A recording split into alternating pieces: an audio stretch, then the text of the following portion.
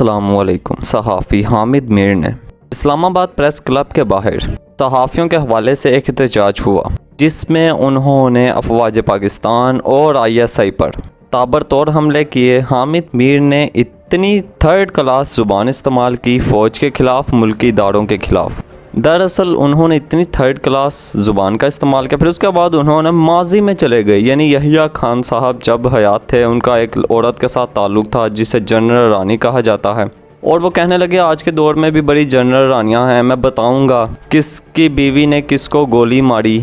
और फिर बीच में गालियों का भी इस्तेमाल किया गया। और दरअसल कुछ दिन पहले एक वाक़या रूनुमा हुआ। असद तूर नामी एक सहाफ़ी हैं, उनको घर में घुसकर चंद अफराद ने मारा। पाकिस्तान में ये रवायत आम हो चुकी है, किसी भी शख्स पर हमला हो तो सीधा इल्ज़ाम ISI या फ़ौज पाकिस्तान पर लगा दिया जाता है, विदाउट एविडेंस के। किसी किस्म के इनके पास सबूत नहीं होते, बस अपनी सस्ती शोहरत के लिए ये लोग ऐसे बयानात देते हैं। और फिर आपको मालूम है, सहाफ़ियों की जो फहरिस्त है उसमें बहुत सारे सहाफ़ी ऐसे हैं जो असद तूर को एक घटिया इंसान तस्वुर करते हैं। उनको लगता है कि ये एक बदज़ुबान इंसान है।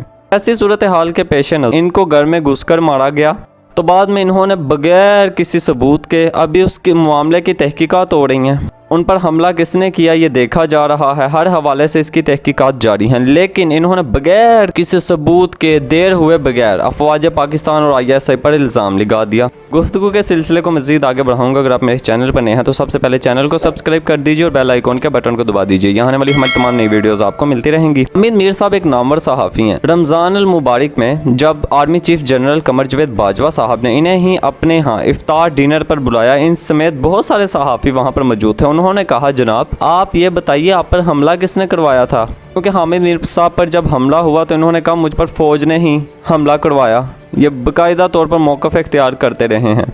फिर आर्मी चीफ जनरल कमर जवेद बाजवा साहब ने उसी इफ्तार डिनर पर कहा, हमें सब मालूम है कौन से सहाफ़ी दूसरे सफारत खानों में जाकर मिलते हैं। ऐसी सूरत हाल के पेश नज़र आर्मी चीफ साहब ने यह बावर कराने की इनको कोशिश की कि हमें सब मालूम है कौन किसके एजेंडे पर कैसे काम करता है, किन ममालिक में किन सहाफ़ियों के नाम ले लेकर रेफरेंस पेश किए जाते हैं। और फिर अगर एक शख्स पर हमला हुआ है असद तूर पर, मामले की तहकीकात होनी चाहिए। आप बगैर किसी सबूत के डायरेक्ट फ़ौज और ISI पर इल्ज़ाम लगा देते हैं। हामिद मीर साहब ने सब उस वक्त कहा है जब हमने इसराइल को मुश्किल में डाला है। फवाद चौधरी साहब ने बरतानवी नशरियाती इदारे को एक इंटरव्यू दिया, उन्होंने वहाँ पर ऐसे ऐसे जवाब दिए कि सुनकर आप भी हैरान हो जाएंगे। फवाद चौधरी ने कहा ये मगरिब में फ़ैशन बन चुका है, जब भी पाकिस्तान के अंदर किसी सहाफ़ी पर हमला होता है तो ये फ़ैशन बन चुका है कि डायरेक्ट वहाँ पर बगैर सोचे समझे ISI और फ़ौज पाकिस्तान पर इल्ज़ाम आयद कर दिया जाता है। उन्होंने कहा हमारा माजी बड़ा पड़ा है ऐसे लोगों से जो माजी में फ़ौज पाकिस्तान पर इल्ज़ाम लगाकर, सियासी इदारों पर इल्ज़ामात लगाकर बैरून मुल्क में इमिग्रेशन लेते हैं। ये एक तरीक़ मौजूद है।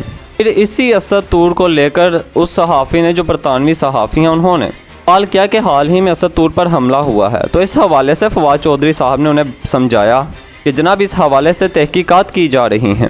एक सीनियर पुलिस ऑफिसर को हमने तहकीकात का हुक्म दे दिया है, जैसे ही तहकीकात मुकम्मल होंगी रिपोर्ट सामने आ जाएगी, मुलजिमा बहुत जल्द कानून के कटहरे में होंगे। और फिर आपको मालूम है यहाँ पर किसी किस्म का कोई भी वाक़या, इससे कबल अबसार आलम साहब पर हमला हुआ, अमेरिका में खबर लग गई, सहाफ़ी को किल करने की कोशिश की गई है क्योंकि वो सियासी इदारों यानी फ़ौज के ख़िलाफ़ बोलते थे। अब ऐसी सूरत हाल में जहाँ एविडेंस ना हो, जहाँ लोगों के पास सबूत ना हो, शऊर ना हो, ये दरअसल एक पॉलिसी है अपनी फ़ौज पाकिस्तान को किस तरह से बदनाम करना है, जर्नलों को बुनियाद बनाकर आपने फ़ौज के ख़िलाफ़ किस तरह से बुग़्ज़ पैदा करना है। ज़ाती तौर पर मेरा मानना है कि ऐसा करने से कौन सी जमहूरियत मजबूत कर रहे हो आप लोग। अपने ये दुनिया में रूल है, अपने रियासती इदारों को कोई भी इंसान बदनाम नहीं करता। ये एजाज़ हामिद मीर साहब को ही हासिल है। और फिर आप देखें इनके पास किसी किस्म की बात करने को थी नहीं वहाँ पे, ये चीखते चलाते रहे फजूल में। और फिर आप देखें यहिया खान साहब कब के फोत हो चुके हैं, उनका किस औरत से, यानी जनरल रानी उनकी एक तरीक़ है, खैर तो उनका किस औरत से क्या लेना देना था, आपको कैसे लेना देना भाई। आज के दौर में कौन जनरल रानी है, हमें क्या लेना देना। पॉलिटिकल डिबेट करें, आप सहाफ़ी हैं, आप एक कादावर शख्सियत हैं, लेकिन उनका इरादा था कि आज सिर्फ़ और सिर्फ अफवाज पाकिस्तान और ISI पर ही मैंने हमला करना है। तो इस हवाले से मुझे भी ऐसा लगता है कि हामिद मीर साहब से पूछा जाना चाहिए कि आपके करीब जो असद तूर नामी नौजवान सहाफ़ी खड़ा था, वो किस कैटेगरी का है। कुछ सहाफ़ियों का अपना मानना है कि ये एक बद तहज़ीब बद इखलाक इंसान है। और फिर यहाँ भी ये भी इतलात हैं कि किसी के साथ इसका अफेयर था, उनके भाइयों ने आकर इसको घर में घुस कर मारा है।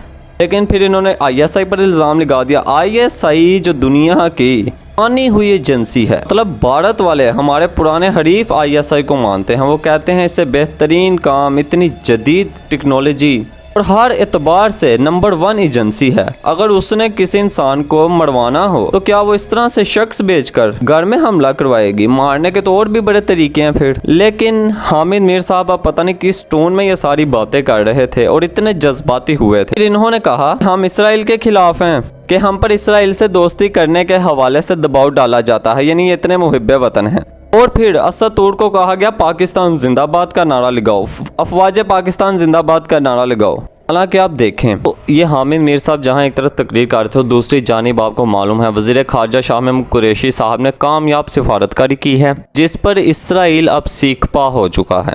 हामिद मीर साहब पता नहीं किस किस्म के दावे कर रहे हैं। पाकिस्तान ने मुतालबा किया था कि इसराइल के खिलाफ एक करारदाद लाई जाए और फिर उसके बाद अक़वाम मुत्तहिदा में इसराइल के खिलाफ करारदाद पेश की गई और 47 ममालिक में से 24 ममालिक ने पाकिस्तान का साथ दिया। ये इतनी बड़ी जीत थी जिस पर इसराइली वज़ीर ख़ारजा उनका सारे सियासतदान इस पर सीखपा हो गए कि पाकिस्तान ने हमारे खिलाफ किस तरह से करारदाद पेश करवाई। ताहम ये सारी सूरत हाल आपके सामने है। अफवाज पाकिस्तान को बदनाम करने की भी साजिश हो रही है। ताहम इस हवाले से जो भी मजीद अपडेट्स आई हम अपने नाज़रीन को ज़रूर देते रहेंगे और हामिद मीर साहब वाला मामला भी आपके सामने ही है। अगर आपको हमारी ये वीडियो पसंद आई हो तो इसे लाइक कीजिएगा और शाहीन TV को सब्सक्राइब कीजिएगा। शुक्रिया।